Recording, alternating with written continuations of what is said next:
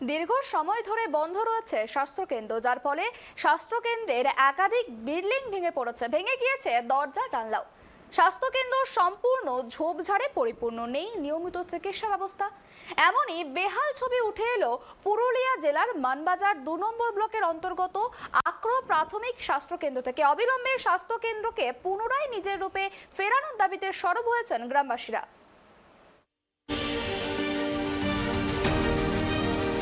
ভেঙে পড়েছে স্বাস্থ্যকেন্দ্রের একাধিক বিল্ডিং, দরজা জানলার অবস্থাও প্রায় বেহাল। স্বাস্থ্যকেন্দ্র ঝোপে ঝাড়ে পরিপূর্ণ, নেই নিয়মিত চিকিৎসা পরিষেবাও। এমনই বেহাল ছবি উঠে এলো পুরুলিয়া জেলার মানবাজার ২ নম্বর ব্লকের অন্তর্গত আক্রো প্রাথমিক স্বাস্থ্যকেন্দ্র থেকে। এলাকাবাসীর অভিযোগ, বাম আমল থেকে এই আক্রো প্রাথমিক স্বাস্থ্যকেন্দ্রে নেই নিয়মিত চিকিৎসা পরিষেবা। দীর্ঘদিন ধরে বছরের পর বছর বন্ধ হয়ে রয়েছে এই স্বাস্থ্যকেন্দ্র, যার ফলে স্বাস্থ্যকেন্দ্রের একাধিক বিল্ডিং ভেঙে পড়েছে, দরজা জানলাও ভেঙে গিয়েছে। স্বাস্থ্যকেন্দ্র ঝোপে ঝাড়ে পরিপূর্ণ হয়ে উঠেছে। বারবার ব্লক ও জেলা স্বাস্থ্য দপ্তরকে জানানো হলেও মিলেছে শুধুই আশ্বাস, বাস্তবে কোনো কাজই হয়নি। 1 থেকে 1.5 মাস আগে ভোটের সময় স্বাস্থ্যকেন্দ্রে হোমিওপ্যাথি চিকিৎসা শুরু হয়েছে এবং ভোটের আগে 1 মাস স্বাস্থ্যকেন্দ্রে অ্যালোপ্যাথি চিকিৎসা শুরু হয়েছিল, কিন্তু ভোট মিটতেই অ্যালোপ্যাথিক স্বাস্থ্য পরিষেবা আবারও বন্ধ হয়ে গিয়েছে।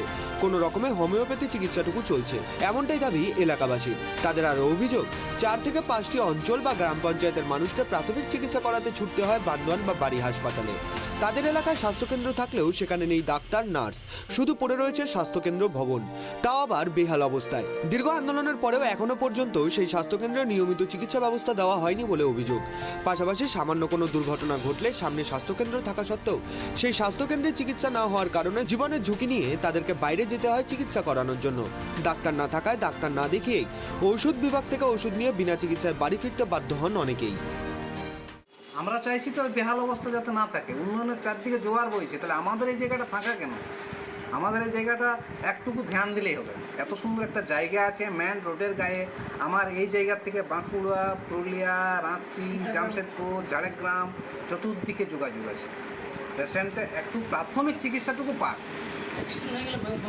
সামান্য এখানে একটা অ্যাক্সিডেন্ট হয়ে গেলে কোনো ডাক্তার যে একটু মানে একটু ব্যান্ডেজ বাঁধে দেবে, সে নাই, পরিকাঠামো নাই।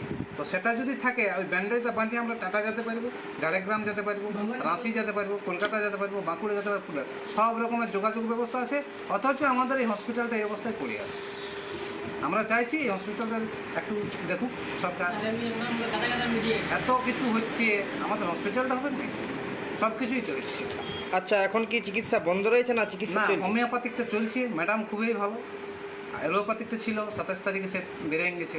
মানে অ্যালোপ্যাথিক 27 তারিখের পর থেকে চিকিৎসা বন্ধ রয়েছে। বন্ধ আছে। যে ফার্মাসিস্ট আছে তিনি কোটশিলার থেকে আছে এখানে, ওনার এখানে নয়, ওকে আনা হয়েছে চালু রাখাচ্ছে। তার সাথে 1-2টা নার্স গ্রুপ ডি দিয়ে ইয়া করলেই হয়ে যাবে সমস্ত কিছু। এত সুন্দর একটা জায়গা এইভাবে পড়ে পড়ে নষ্ট হচ্ছে, বাউন্ডারি ধসে গেছে, গাছপালায় ভর্তি হয়ে গেছে, গরু ছাগল চড়ে বুলছে। মনে হয় এইটা আমাদের পশ্চিমবঙ্গের এই যে স্বাস্থ্য ব্যবস্থা, এটা লোককে বলতেও লজ্জা লাগে।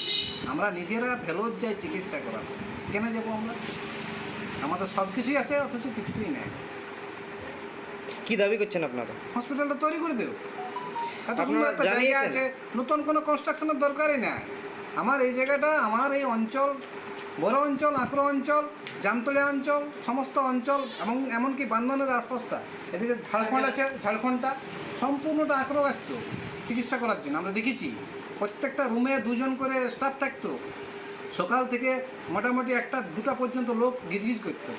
কতদিন ধরে এরকম অবস্থায় চলছে? বামফ্রন্ট সরকার চলে গেছে তার 5 বছর আগে, মানে 2005-06 থেকে এই অবস্থায় পড়ে রয়েছে। হ্যাঁ। চিকিৎসার জন্য আপনারা এখন কোথায় যান? আমার জামশেদপুর সামনে আছে, কোনো ব্যাপার নেই। প্রাথমিক চিকিৎসার জন্য কোথায় যান? বান্দন, বসন্তপুর। এগুলো বসন্তপুর গেলে সবসময় ডাক্তার থাকে না।